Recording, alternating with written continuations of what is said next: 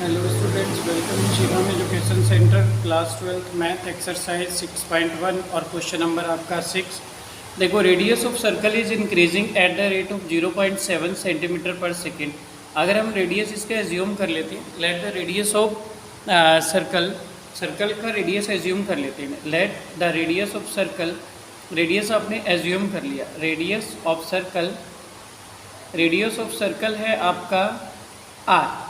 तो देखो, radius of circle is increasing at the rate of 0.7 centimetre पर second.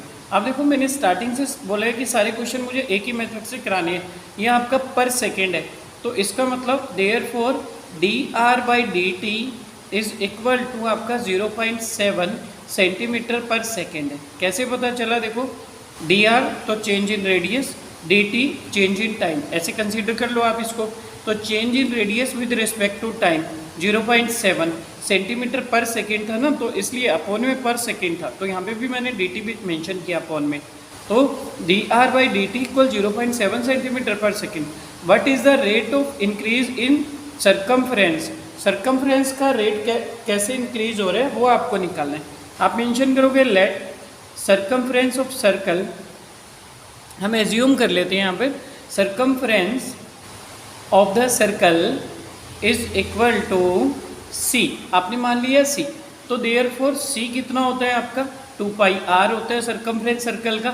यहाँ से अगर आप स्टार्ट करते हो वापस घूमकर आगे, तो सर्कल का सरकमफ्रेंस कितना होगा 2πr होता है।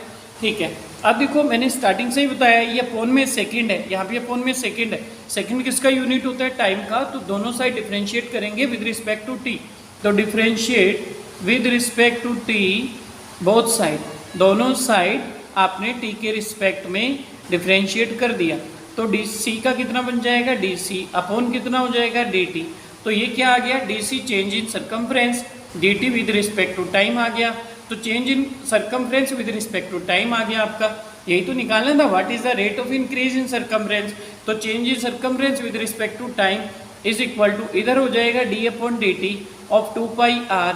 अगर आप मेरे सारे स्टार्टिंग से क्वेश्चन देख रहे हो तो एक ही मेथड्स मैंने बोला है, एक ही मेथड यूज करूंगा मैं। तो देखो, 2π तो कांस्टेंट होता है, बाहर आ गया, d/dt ऑफ r हो जाएगा।